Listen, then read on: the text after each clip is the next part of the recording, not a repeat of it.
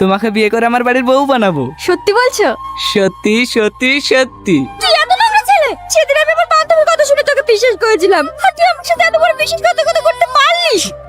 তোর সাথে আমার 3 বছরের রিলেশন, আজ আমি মা হতে চলেছি। আমার ভুল হয়ে গেছে মাই। চুপ কর তুই, আমি এক্ষুনি তোর আগে ফোন করে সব বলে দেবো। কেন? আরে এসব কথা পড়া হবে, তুই আয় তো। আজ ওকে নিয়ে থানায় যাবো, তোর প্রকৃতির কথা সব বলে দেবো। তুমি থাকো, আমাকে এক জায়গায় যেতে হবে। তুমি কোথায় যাচ্ছ? মাহি ডাকছে, ওর কাছে ইমার্জেন্সি যেতে হবে। তোমার সঙ্গে যে বসে 10টা মিনিট ভালোভাবে কথা বলবো সেই সুযোগটুকু পাইনি। সময় পালিয়ে যাচ্ছে নাকি? ঠিক কথা হবে। রিয়াজ, ভাই মনে হয় উপরে আসছে। হে তোকে আমি খুঁজে বেড়াচ্ছি, তুই এখানে কি করছিস রে? চল পুকুরে মাছ ধরতে হবে। মাহি, মাহি কোথায় যে গেল? তোর কি হয়েছে? তোকে কে মেরেছে? মাহি কথা বল না, তোর কি হয়েছে? মাহি, মাহি। মায়ে, মায়ে, তুমি মাইকে খুন করেছো? আমি কেন মাহিকে খুন করব? আমি মাইকে রেখে এক্ষুনি খাবার আনতে কেন? আর এর মধ্যে খুন, আবার তোমার হাতে চাকু আছে। তুমি তাহলে কে খুন করবে বলো?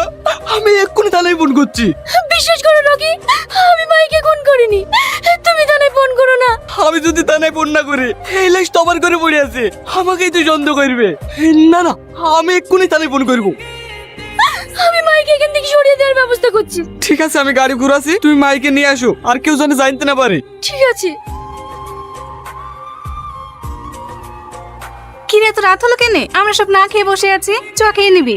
আমার খিদে নাই। দাঁড়া, তোর গায়ে এত মাটি লেগে আছে কেন? কোথাও পড়ে গিয়েছিলি নাকি? না মানে হ্যাঁ, স্কুটি স্লিপ করে পড়ে গেছিলাম। আমি ফ্রেশ হবো, ভেতরে গেলাম।